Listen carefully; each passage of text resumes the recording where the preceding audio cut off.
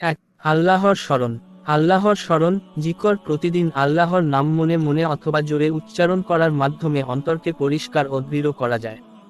বিশেষ করে লা ইলাহা ইল্লাল্লাহ ও সুবহানাল্লাহ, আলহামদুলিল্লাহ, আল্লাহু আকবার প্রচুর পড়তে হবে। 2, নামাজ। সালাত বা নামাজ প্রতিদিন 5 বার নিয়মিতভাবে আদায় করা ঈমানের শক্তি বাড়াতে সাহায্য করে। সালাত আল্লাহর সাথে সম্পর্ক দৃঢ় করে এবং অন্তরে শান্তি আনে। 3, কুরআন তেলাওয়াত। নিয়মিত কুরআন তেলাওয়াত বা পাঠ করা ঈমান শক্তিশালী করার একটি গুরুত্বপূর্ণ আমল। কুরআন মানুষের জীবনের পথ প্রদর্শক এবং আল্লাহর কথা আমাদের হৃদয়ে প্রবাহিত হয়। 4, ধৈর্য ধারণ করা। জীবনের চ্যালেঞ্জ ও বিপদে ধৈর্য ধারণ করলে ঈমান দৃঢ় হয়।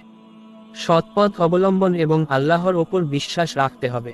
5, আল্লাহর রহমত ও ক্ষমা চাওয়া।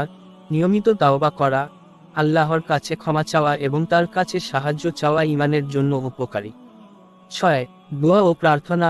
নিয়মিত দোয়া বা প্রার্থনা করা ঈমানকে শক্তিশালী করে। বিশেষভাবে নিজের জন্য, পরিবারের জন্য এবং মুসলিম উম্মাহর জন্য দোয়া করা উচিত। 7, সৎকর্ম করা, দান করা, সত্য বলা, অন্যের সাহায্য করা এবং ভালো কাজের মাধ্যমে ঈমান দৃঢ় হয়। 8, সৎ ও ভালো সঙ্গ রাখা, ভালো মুসলমানদের সঙ্গ রাখা, যারা আল্লাহর পথ অনুসরণ করে, তাদের কাছ থেকে শিখতে পারা।